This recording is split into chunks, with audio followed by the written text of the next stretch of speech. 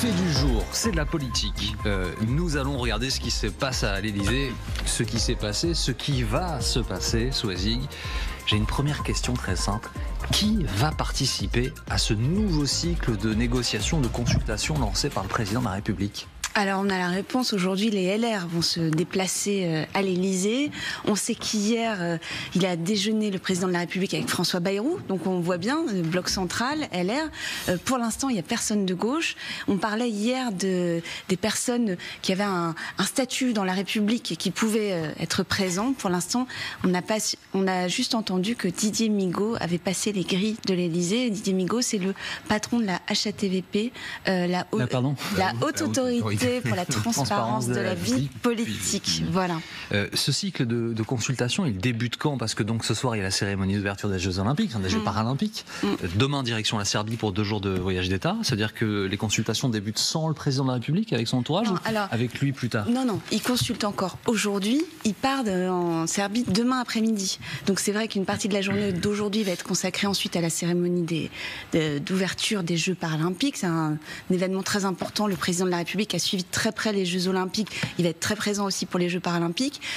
Il part demain après-midi, donc il peut encore éventuellement voir certains de ses invités demain matin. Et puis en Serbie, il reste 1 jour et demi. Donc après, il reste le samedi. Et puis on peut prendre une décision le dimanche ou le lundi. Il a donné deux indications.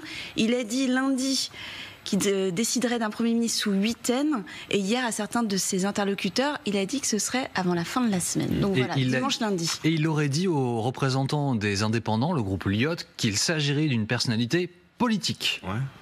Ce sont les échos que nous avons eus à l'issue de leurs échanges. C'est quand même un poste politique, le poste de Premier ministre. Mais la question, Soisig, c'est est-ce que c'est au président de la République, finalement, de travailler aujourd'hui ? Moi, je dirais que c'est plutôt à ceux ou celles qui sont dans la peau d'un Premier ministre ou d'une Première ministre, de constituer autour d'elle un échantillon représentatif, arriver devant le président en disant voilà, j'ai une majorité pour telle politique. Oui, mais on est sous la 5e parce que c'est le président de la République qui nomme le Premier ministre. C'est comme ça que ça se passe. Après, c'est pas le président de la République qui construit la majorité. C'est vrai. Donc il va nommer un ou une première ministre qui devra ensuite essayer de trouver la fameuse majorité stable que personne ne voit pour le moment. Alors à gauche, on est très en colère. Vous le savez et nous vous l'avons raconté à plusieurs reprises.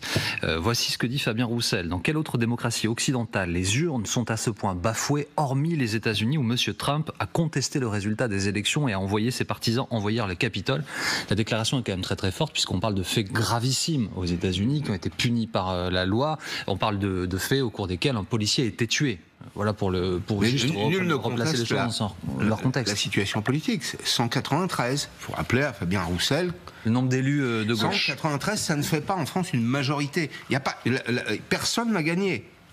Personne n'a perdu non plus, mais personne n'a gagné. Il y a un groupe qui est plus fort que les autres. La question, c'est qu'il n'est pas majoritaire. Et la question aussi, c'est est-ce qu'il faut purger ? C'est la question qu'on se pose d'ailleurs depuis cette semaine. C'est-à-dire, nommer Lucie Quester à Matignon aurait purgé cette hypothèse. Sauf que la difficulté, c'est qu'on en parlait hier, on peut prendre des décisions sans que le Parlement ne siège. Donc par décret, donc pas de censure possible immédiate. Et puis surtout, c'est un gouvernement qui aurait une durée de vie très courte. Donc, et la France insoumise, vous le savez, Soisig, appelle à la mobilisation. Voici ce que dit LFI dans un communiqué. Nous nous joignons à l'appel des organisations de jeunesse, l'Union étudiante et l'Union syndicale lycéenne pour une grande manifestation contre le coup de force d'Emmanuel Macron. Ce sera le 7 septembre. Retour à la rue alors. Oui, et retour à ce qu'on a connu finalement après chaque élection d'Emmanuel Macron. Souvenez-vous, la fête à Macron, ça c'était François Ruffin. Souvenez-vous des... C'est pas un fromage, la fête à Macron. Non, mais vous vous souvenez de manifestations. Bon, pour l'instant, il n'y a que LFI. Ce serait plus... On va voir ce que font les autres, s'ils bougent ou pas. Mais pour l'instant, Marine Tondelier a dit du bout des lèvres, on lui posera la question tout à l'heure. Elle sera notre invitée à 8h30. Qu'elle allait... que les écologistes se joignent à la manifestation, mais pour l'instant, c'est pas toute la gauche. Donc c'est une nouvelle division, comme ça sur la destitution finalement, puisque il y a que LFI qui soutiennent la destitution, enfin l'idée de lancer la procédure pour une destitution du président de la République. Et alors encore un point qui pourrait être très important, puisque la gauche soupçonne Emmanuel Macron depuis le début de vouloir fracturer le nouveau Front populaire. Or, là ils ont raison.